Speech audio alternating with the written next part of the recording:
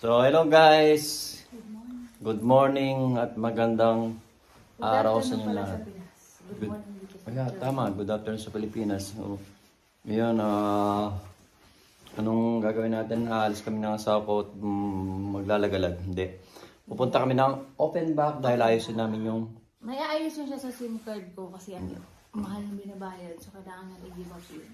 Hindi naman totally nagagamit. Kasi dito man po naman wifi. So, kailangan ayusin yun dahil ang laki na nakakartas. Kahit saan naman kasi may wifi na eh. So, laki ng kinakaltas ko. Kailangan ayusin muna yung mga kamay. Ayusin muna yung mga kamay. Ayusin muna yung mga natin. And then, yeah. Sorry. So, makikita nyo rin ang open back ko. Nakita nyo na rin yung open back ko na ako dating tumira. So, tara na guys. Kaya na yung ilang years na ba? Oo, bali 2011 hanggang 2019 ako. At maulan na umaga. Maulan na umaga today. So, tara na. See you later mga kamay. Bye-bye.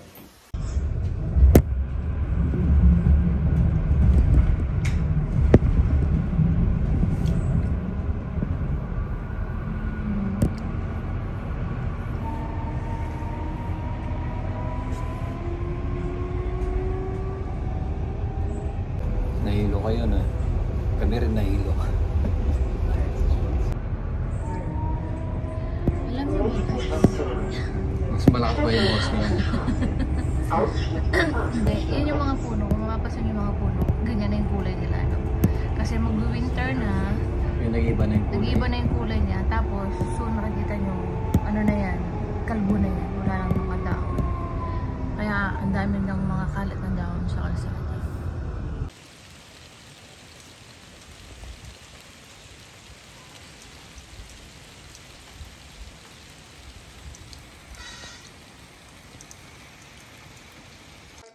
Be. Gutom na gutom yung asawa ko eh. Eh paano kasi anong tawag sa'yo yung ginagawa? Guto. Ano bang tawag doon sa ginagawa mo be? Fasting? Intermittent fasting. Ano ba yun? Ito masarap to. Sinubukan kong parehas ito at saka to. Ito at saka to. Pero mas masarap to mga kamay. Itong may vegetable, may bell pepper. Ito naman ano rin yung binili namin sa amin. Puro pang diet. Gutom na rin kasi yung asawa. Bumili rin kami kasi ng ano. Bumili rin kasi kami ng baboy mga kamay. Yung ano bang pata. Dahil nga wala na akong makitang ulo ng baboy dito. Gagawin namin. Yun na lang isisisig namin mamaya. Gagawin kong ano. Sisig. Para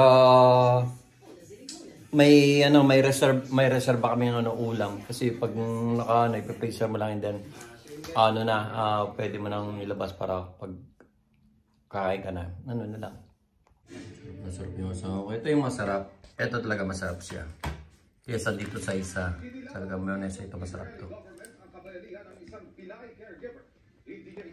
So guys, tutuloy na natin habang nagkukwentuhan yung asawa ko at yung friends niya.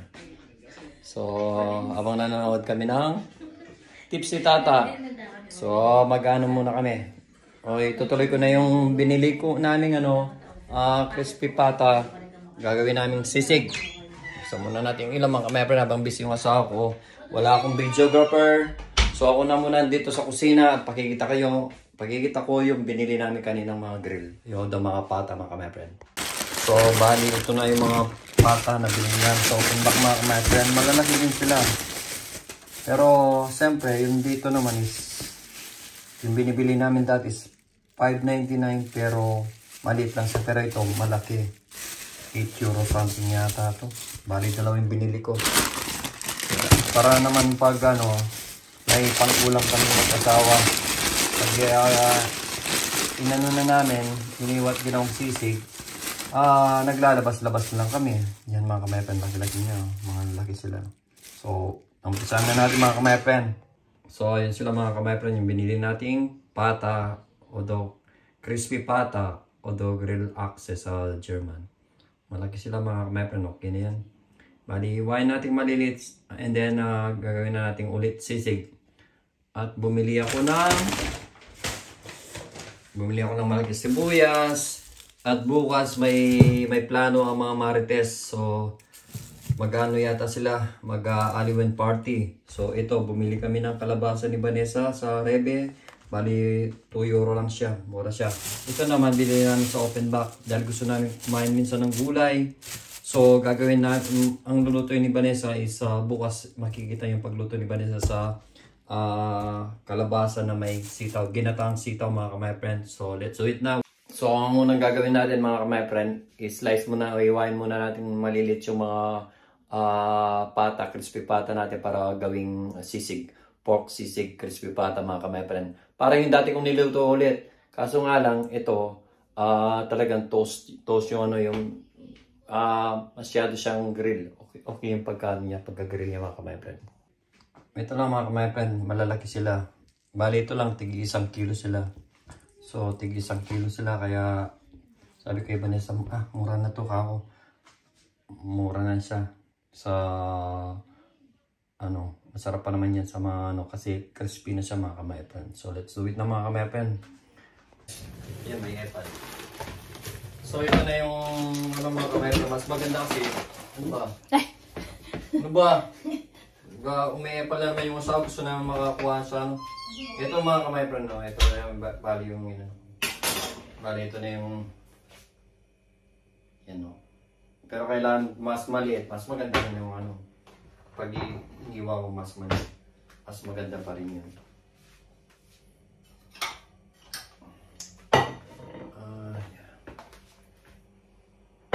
So lagay muna natin yung mga yun na yung kalaki naman mga my friend, no?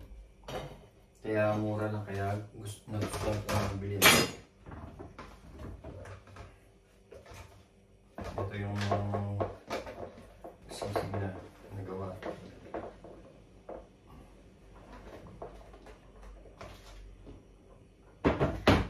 So, kailangan ng mga kamay friend. Tsaga lang, matagal lang talagang paggawa. Malis yung kamay ko mga kamay. Matagal lang talagang paggawa ng sisig. Pero, ito mas madali na lang kasi luto na yung grill na talaga yung yung grill na talaga yung baboy talaga. Hindi mo na ilulutuin pa dahil luto na. Tsaka malaki siya mga my friend. Sobrang laki ng sobrang laki ng Hindi ka na magluluto, hindi mo na pakukulan, hindi mo na i-grill dahil okay na to, naka-grill. Luto na.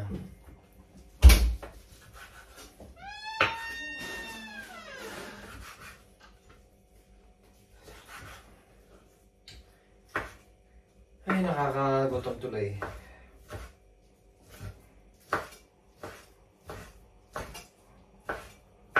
Mahilig din kami magluto mag-asawa.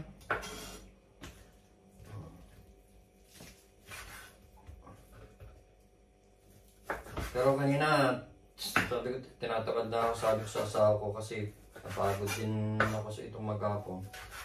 Pero salamat sa kanya, tinulungan niya rin ako sa mini-job ko. Siyempre. Pero malapit na rin siya magtrabaho sa Coffee Pelos mga kamepre. Malapit na siya magtrabaho sa Coffee Pelos. Mag-ano rin siya. Malapit na.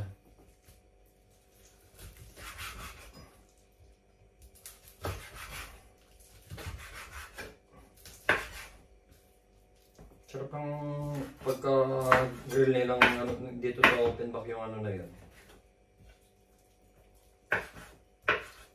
Sabay, hindi naman kalayuan kasi sa amin yung open back mga friend, yung dating trabaho, dating kung saan ako na tumira sa open back. Medyo mura yung mga cost of living doon. Hindi ka dito rin sa Frankfurt, medyo din yung cost of living. Lalo sa ilalim ko nun, yung ilalim ko is Turkish store, ito Turkish supermarket, mura sa Gunstig. Kaya dito naghanap din ako ng sarap ng pagkaano nyo. Sarap niyang ganin.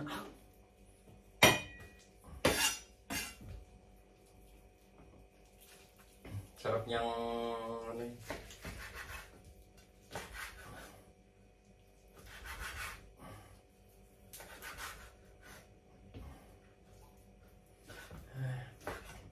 1 week nang umuulan dito mga ka-my friend dito sa Germany. Na usually magwi-winter na rin.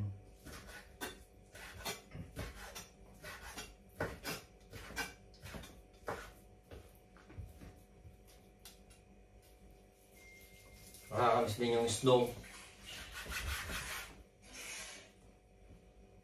Ginagawa ng asawa ko.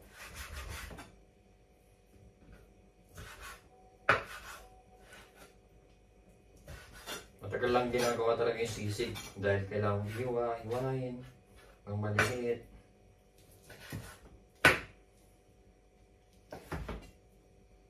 Pero masarap yan. Ay, tindahan ng aslan pala, Nebe.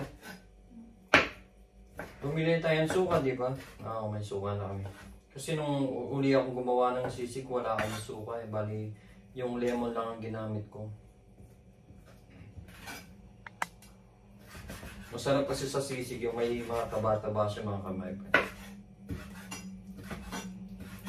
Kaya yun ang nagpapasarap.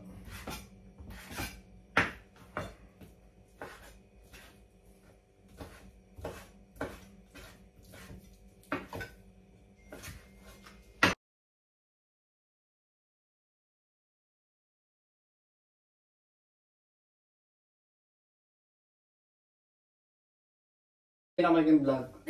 Walang Ayan, sabi nakapagsabi mo sa agad dyan na lang. Ano? Nagpaplano yung mga marites ka mga kamay-friend kasi ano mga kamay-friend yung Halloween naman. Maraming nag-Halloween party dito. Bili mo kene. Yun. Ano din? Kamay-friend, nagpaano lang tayo ng pang-thumbnail sa kay Vanessa. So, kinangunan nila mga kamay-friend. Record na na ako. Buwa siya. Anak ka pa. Lano? So, yung si Eileen, nagatid siya ng ano. Nagbigay naman si Eileen ng ano. Dala ni Eileen, yung mga kamay-friend. Bukas mayroon din magdadala ng ulam. Ito, gano'n. Dala ni Eileen to. Share niya daw. Ako, wala naman ako bukas eh. May trabaho ko sa Starbucks bukas mga kamay-friend. Iwa mo siya mga kamay-friend, no? Ito yung masarap talagang ano. Ginagawang sisig.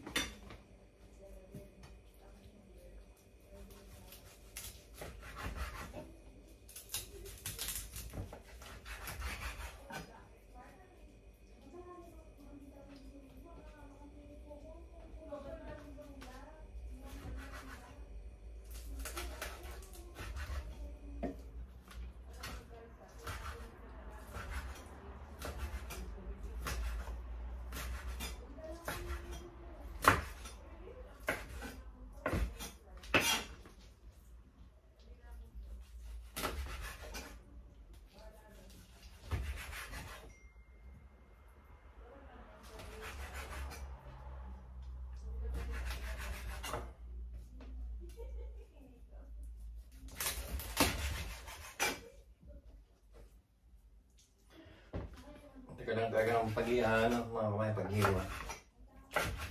Tsaka, malutong din yung yung bawang.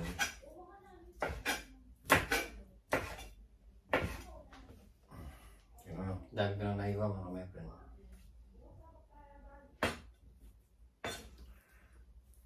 Yung pa lang, yung amoy pa lang ng lasa pa lang ng yung masarap na. Kaya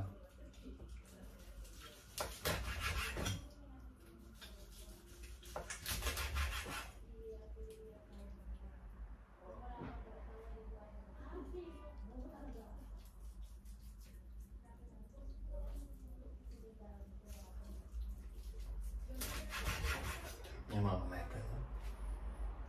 Nakakagutom. Nagutom tuloy ako.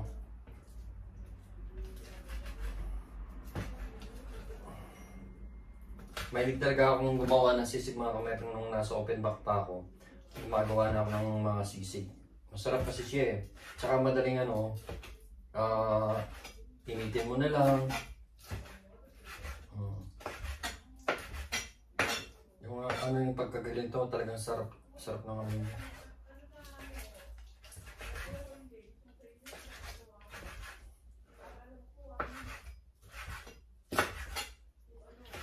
Kaya, ewan kung saan talaga yung mga martes na pagpesto to. Saan lugar, saan... Ako pwede naman dito eh, kasi para at least yung asawa ko nandito na. Kahit dito lang sila mag-Halloween party, okay lang naman. At least na yung asawa ko nandito na siya. Hindi na siya biyabahe. Tamad din magbiyahe itong asawa ko eh. Kaya hindi siya masyadong mahilig sa party mga kamay.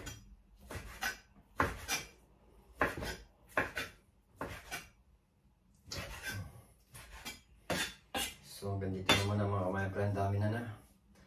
Itutuloy natin mga video mamaya. Pag mag-ano ko ng sibuyas mamaya mga kamay. Konti na lang. Matatapos na rin ako sa pag-iwan ng may epal. Yung asawa ko. Hindi ako epal. Ako ang iyong buhay. Char. Siya nga. Wait lang po. Epal. Ano ba? Sapat na yung May... At least tapusin na natin to. Hindi yung sibuyas na lang iiwain nun. Ang lutong niya oh.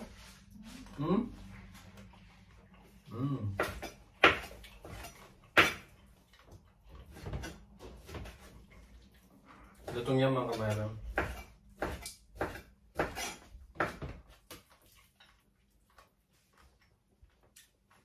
Yung bala niya ayaw ko nang iwain. Kakain ko naman ito.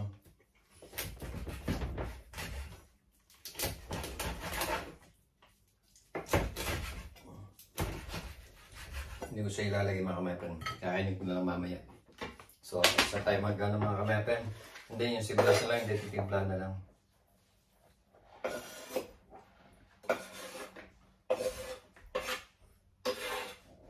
Sarap ito mga kamepen kasi yung lasa nung yung pata, yung crispy pata, masarap na. Marami na siya mga kamepen. No?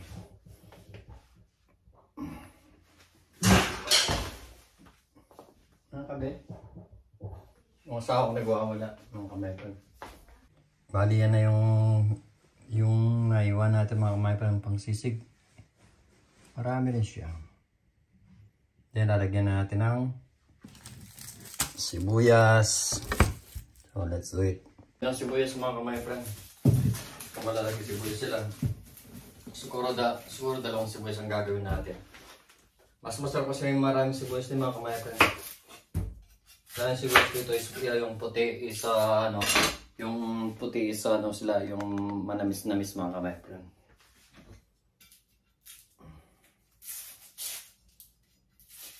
Mas masarap kasi mas maraming sibuyas, mas masarap siya. So dalawang sibuyas ang gagamitin natin mga kamepen. Pagkatapos natin mag dito, gumawa na sisig yung asawa nila maglilinis dito mga kamepen.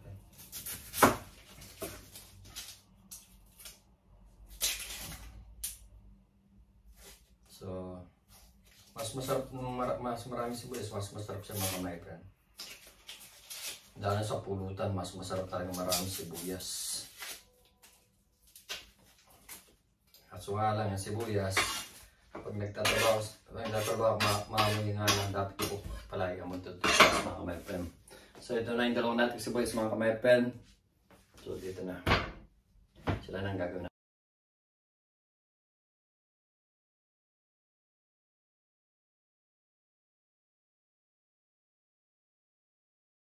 So, naiyak na ako mga kamepen. So, isang sibuyas pa lang yan. So, para sa inyo to. Ay, nga pimbayo. Patuloy. Ay, hindi matuloy. Di mas maganda. Maraming ulam. Eh, paano yung nililay na yan? Sa atin na yun. Yung binigay niya. Yung binigay niya. Ano talaga mo ka ng bigili ng asawa? Ispakan mo rin. Ang sarap. Walang sinabi yung sibuyas. Wow. Ano ang gagawin ng sa akin? Parang nalagay ko daw. Hello. Dilo na ka. Walang mo na mangyayari naman. Nililipin na lang ako. Maghilo. Kaya na ka ba? Ba na kamlo ka? Malamig kasi kayo mga kapatid. Kahit ako, pag nagluto ko, maligo. Yan kaya hindi maligo mga kapatid. Malamig, sabi nga sa kamagpapang marumula.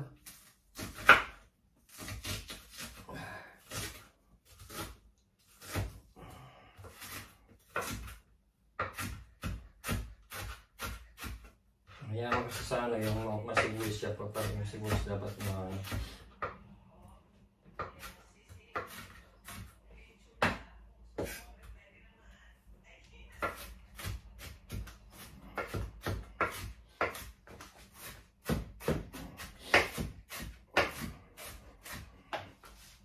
naiyak na ako mga kapatid. Kaya pala pag nag-ano ka ganito may ano ka. May salamin ka, naiyak na ako. Wala naman na lang mga may tatawa sa rin ito. Content dito paggawa ng sisig mga kapatid. Naisip ko sa mga kamay naiyak na ako. Oh. Hindi na akong dramatic actor.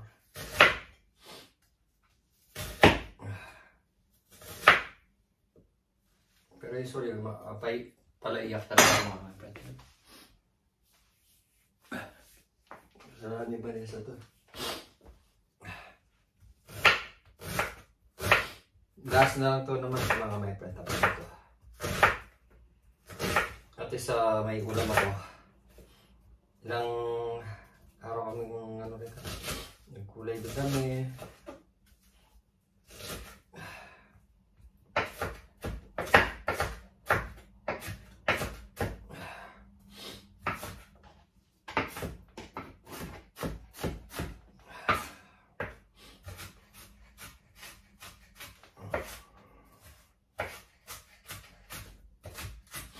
Ang talagang unang gumawa ng sisig yung kapampangan. Yung nakagawa ng sisig ito pwede na ito mga kamay friend. Naku, puno yung ano.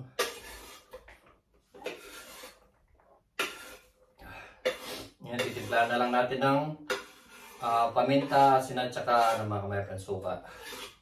And then, tapos na ng mga kamay-friend. So ito na mga kamay-friend, talagyan na. Mag-lace muna tayo ng konti. Ha? Hindi ako magbugasan ba? Kala ko ako. Mula nung dumating nung asawa ko, hindi na ako masyadong nag-ugas. Pero nung wala siya, Diyos ko Lord, kami dalawang magama. Ilang 3 araw to bago kami mag-ugas ng mga kamay-friend. So ngayon malinis na yung mga kamay-friend. 3 araw bago ako mag-ugas kasi palakalat din kami ng So ngayon titiplay na lang natin mga kamay-friend. So ito yung white, paminta, asin, suka. So let's do it mga kamay-friend. Na? Ano? So lalagyan muna natin ng suka mga kamay-friend. Tansyahan nyo na lang. Tansyahan na lang kung alam nyo medyo maasim na konti o yung ano. Dagdagan nyo na lang ng suka pag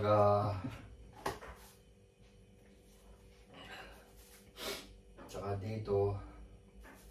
Tansya na lang tayo mga kamay-friend na. Kasi yung iba ayaw nila yung maalat. Yung iba ayaw nila yung matabang naman. Tansya na lang.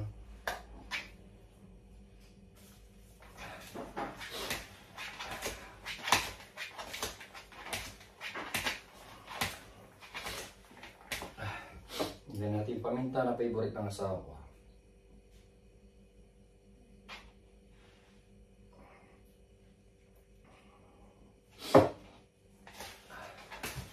So, my brother.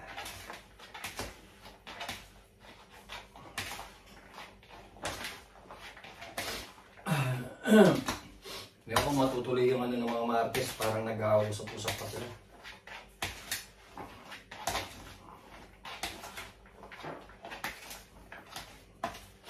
Then, lagyan din natin ng white pepper at black pepper. Yes! Pero usually, lalagyan ko ng sili, pero huwag ko muna lagyan ng sili dahil may bibigyan muna ako ng ano, yung baka mga kasi sila eh. Ha? Yeah, ano ko rin. Oh, panis naman ito mga my friend. Pero hindi ko na ilalagay.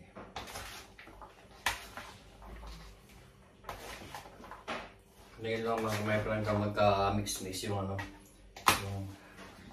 Usually, yung sisig namin kapampangan, nilalagyan namin ng luya.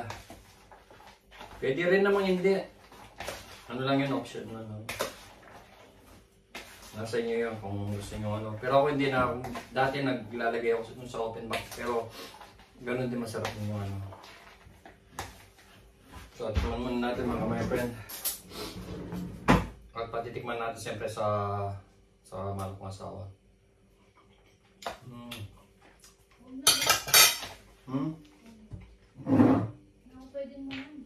Hindi pala siya pwede kumain. Di mas maganda. Okay lang.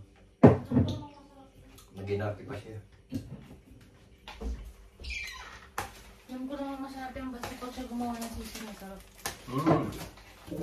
Ay mo tikman? Kasi hindi ako pwede kumain ng ga. Sayang yung mga member. Talaga nagdadahil siya, pinahindigan niya yung breaking meter sa mga dawaw. Ano yun?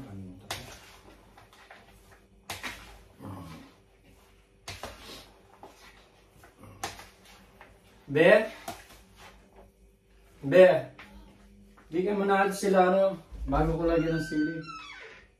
Sino? Doy tabi na muna, ilagay. Bukas na yung bigay. Oh, shit. Ha? Tupperware? Oh, and then i-ano mo na lang bukas, bigay mo na lang. Kasi gabi na eh. Anong oras na rin mga my friend? Matulog na yung pagbibigyan namin. So, yun yan. Kung okay na ba yung lasa.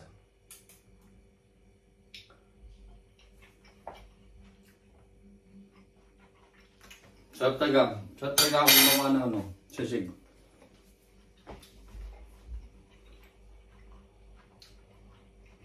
Sarap niya.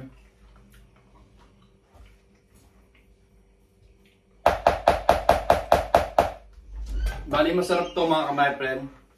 Kung igigisa mo pa sa butter. Pagluluto ka, igigisa mo sa butter, lalo siya sasarap mga my friend. Yan mga my friend, no? Sarap ng sisig.